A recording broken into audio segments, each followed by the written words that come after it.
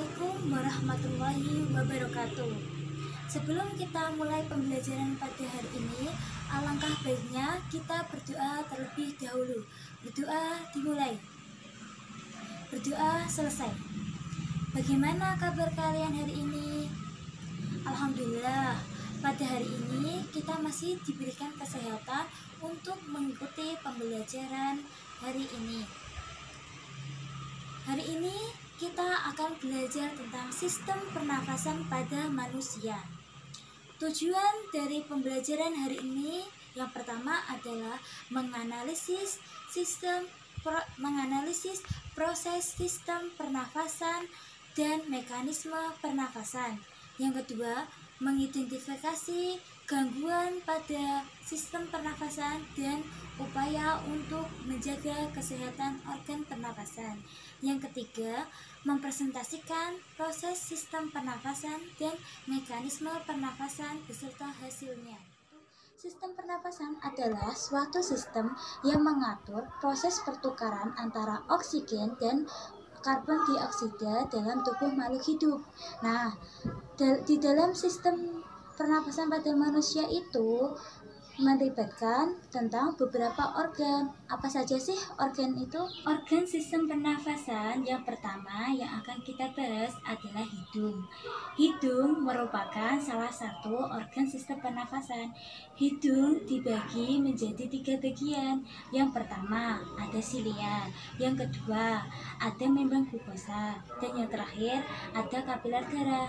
Di dalam hidung terdapat beberapa bagian, antara lain yang pertama ada serabut saraf pembau atau olfaktori, yang kedua ada serabut saraf ke otak, yang ketiga ada silia saraf pembau, yang terakhir ada lendir dan tulang hidung.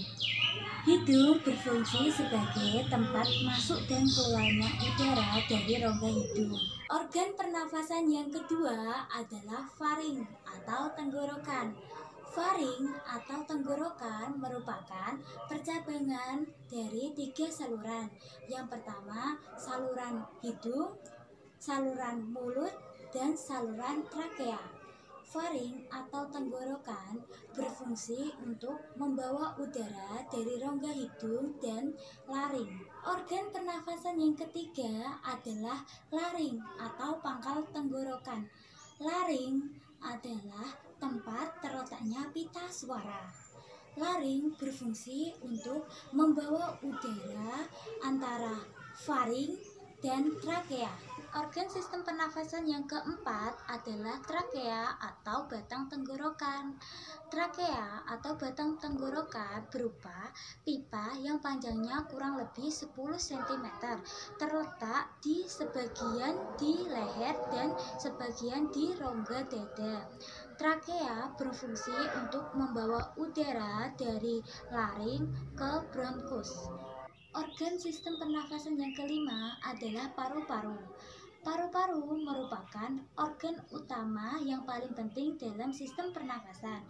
Paru-paru sendiri berfungsi sebagai tempat pertukaran antara oksigen dan karbon dioksida dalam tubuh makhluk hidup.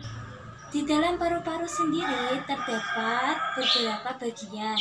Yang pertama adalah bronkus. Bronkus merupakan percabangan dari trakea yang terhubung dengan paru-paru kanan dan paru-paru kiri. Bronkus sendiri berfungsi sebagai jalur masuknya udara dari mulut ke trakea. Yang kedua adalah bronkiolus. Bronkiolus adalah percabangan dari bronkus. Bronkiolus sendiri berfungsi sebagai mengatur udara yang masuk dan keluar saat bernafas.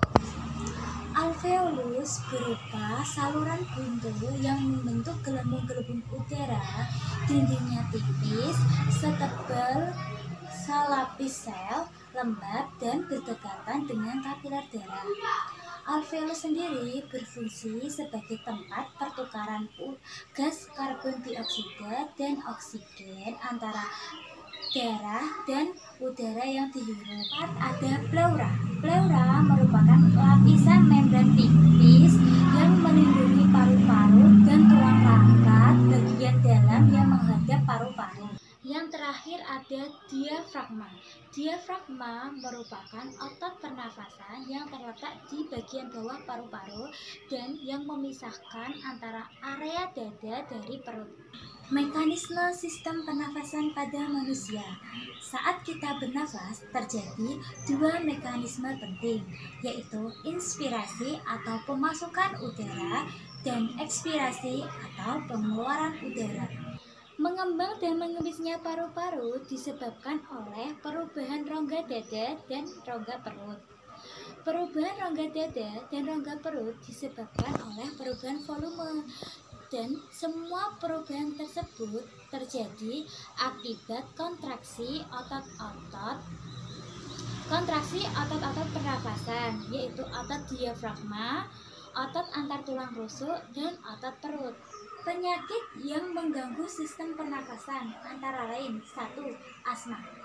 Asma adalah kelainan penyumbatan sistem pernafasan yang disebabkan oleh alergi, dan kelainan ini bisa diturunkan.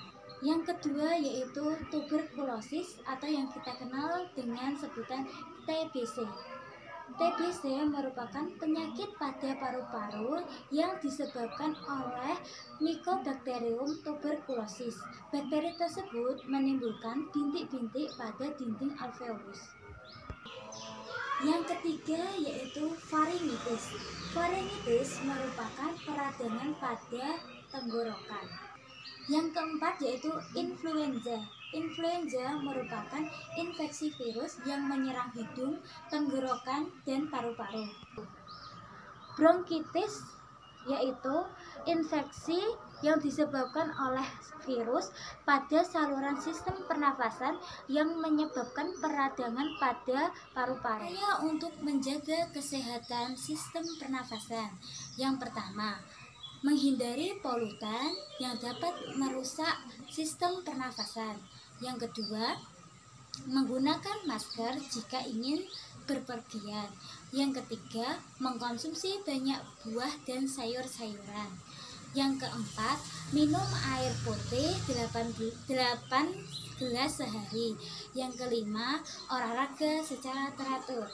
Yang keenam, melakukan vaksinasi secara berkala.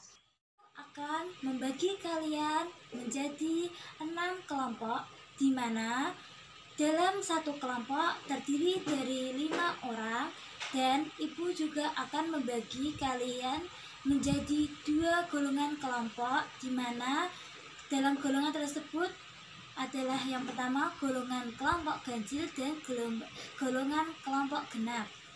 Ibu akan mulai membagi kelompoknya ya. Kelompok pertama yaitu Arjuna, Putri, Tiara, Anissa, dan Nandira. Kelompok kedua Kevin, Feby, Natasha, Eliza, dan Amanda. Kelompok ketiga Reza, Aulia, Melody, Ana, dan Sakila. Kelompok keempat Gilang, Cahaya, Sheila, Rosa, dan Raisa. Kelompok kelima Nino, Elsa, Andin, Michelle, dan Mirna. Kelompok keenam Hisma, Aisyah, Fatimah, Azahra, dan Maureen. Silahkan kalian analisis. Untuk kelompok ganjil, kalian akan menganalisis tentang proses sistem pernafasan. Dan untuk kelompok genap, kalian akan menganalisis tentang mekanisme pernafasan. Ibu akan memberikan kalian waktu 30 menit untuk berdiskusi dengan anggota kelompok kalian, dan kalian boleh mencari informasi melalui buku dan internet. Setelah itu kalian akan membuat forum diskusi dalam mempresentasikan hasil yang kalian temukan tadi. Untuk kelompok ganjil akan mempresentasikan tentang proses sistem pernafasan, dan untuk kelompok genap akan mempresentasikan tentang mekanisme pernafasan. Di dalam forum diskusi nanti, anggota kelompok yang tidak bertugas untuk presentasi akan berkomentar atau memberikan sanggahan dan tanggapan kepada kelompok yang bertugas presentasi. Bisa dipahami semua? Pelajaran hari ini, apakah ada yang bertanya mengenai sistem pernafasan yang belum kalian pahami? Kalau tidak ada yang bertanya, maka jangan lupa untuk mengerjakan LKPD yang telah Ibu bagikan tadi. Wassalamualaikum warahmatullahi wabarakatuh.